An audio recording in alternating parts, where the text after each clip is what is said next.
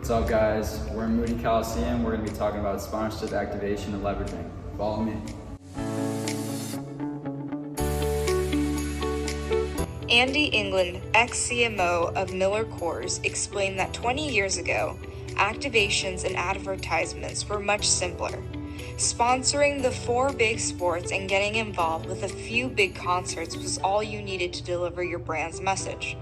Now, there's so many different new opportunities with so many different streaming options, a much more widespread music landscape, and the rise of social media. The focus of the companies have shifted to integrate their brands into what their desired audience is passionate about. So first what we're going to do is talk about some basic definitions. Sponsorship activation is the extra marketing techniques that a sponsor uses to promote their brand. How a sponsorship works is a company and a team come together to create a partnership. So for example, behind me you can see Plains Capital Bank. They paid SMU to put their name on the Jumbotron. So that is sponsorship activation. Another important term that we need to talk about is leveraging. Leveraging can be defined as the investment in communicating about and through the sponsorship that is in excess of the sponsorship deal. Activation and leveraging go hand in hand. Activation is a form of leveraging oriented towards engagement with the audience. Leveraging is often considered the standard activities around a sponsorship, while activation is thought of as value-added activities that use creative efforts to maximize the sponsorship. Some common examples of activation are hospitality or super creative marketing. The benefits of sponsorship cannot be attained without activation because activation is necessary for the sponsorship program to be leveraged to achieve the desired marketing and business outcomes for the organization. Another example is the John Deere Classic. As you can just assume by the name, it is a golf tournament sponsored by John Deere, an agricultural, construction, forest machinery tech service. And walking through the gates, the audience is forced to walk through an area with over 20 tractors and family-friendly areas where children can putt using a John Deere machine or photo stand-ins like this one. And as you can see, it's a photo of me, but on the bottom right of the stand, it also has an activation of visitquadcity.com, and as you can see, it also says QC. And this is just a website about a guide for the regional quad cities, just the cities that are in Iowa and Illinois. But another one is on the 18th green. It features a truck in the middle of the lake, and each tee box has a little John Deere Classic tee marker. And these are just a few of the activations of John Deere and other companies. There are tons of examples of sports activation in the Moody Basketball Center. You can see that we have State Farm, and their activation is right behind the basketball rim. And that's not a very ideal spot because it's small and also not a great spot for television for them to be able to see the State Farm signs and activation. But when you see stuff like Capital Title or Origin Bank, which are in big bold letters on the court, constantly on TV, on ESPN and other big networks, those are ideal spots for sports activation.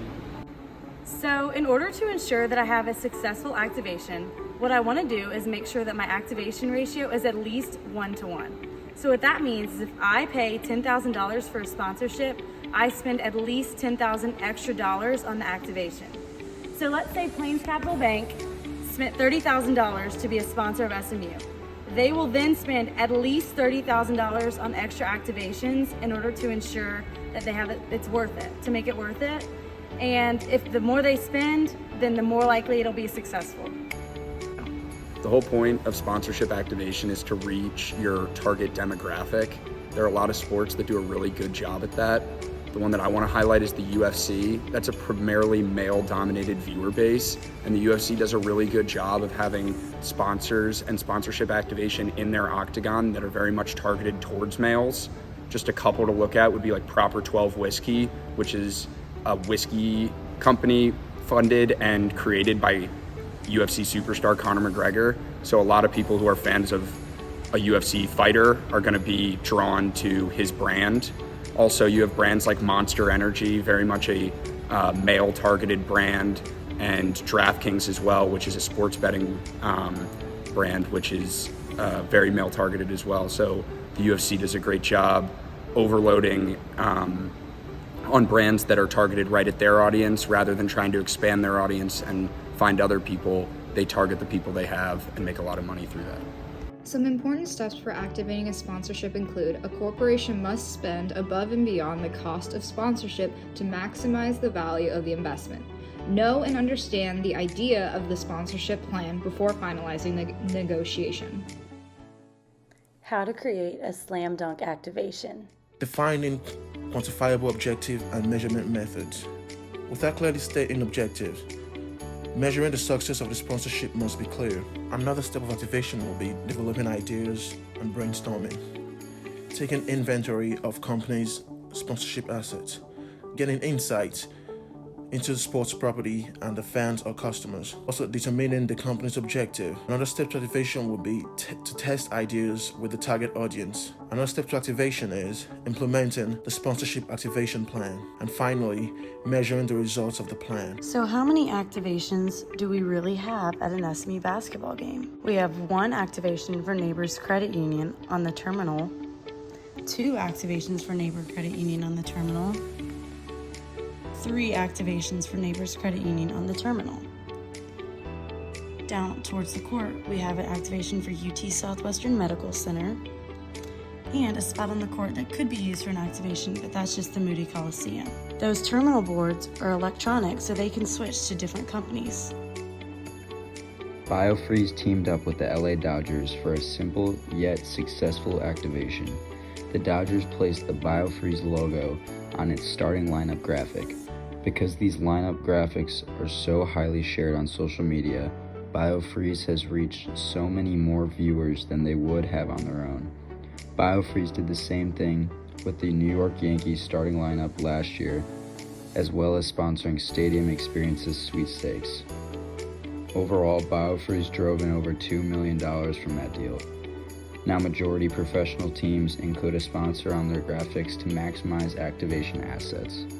Pizza Hut secured naming rights for the virtual venue in Madden NFL 2020, where EA Sports will host the games of the Championship Series MCS.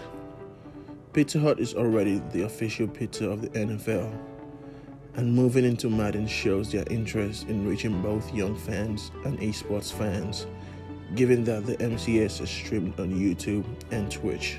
EA has a lot of control over the frequency of the activation, as they can easily release software presentation updates, bringing attention to Pizza Hut branding without much effort from Pizza Hut. So what's in the future for sponsorship activation? In 2022 and beyond, sponsorship activation has to be less about singular transactional moments and more about meaningful and connected moments. The next generation of sponsorship activation will be saturated with technology that crushes the scale versus impact trade-off.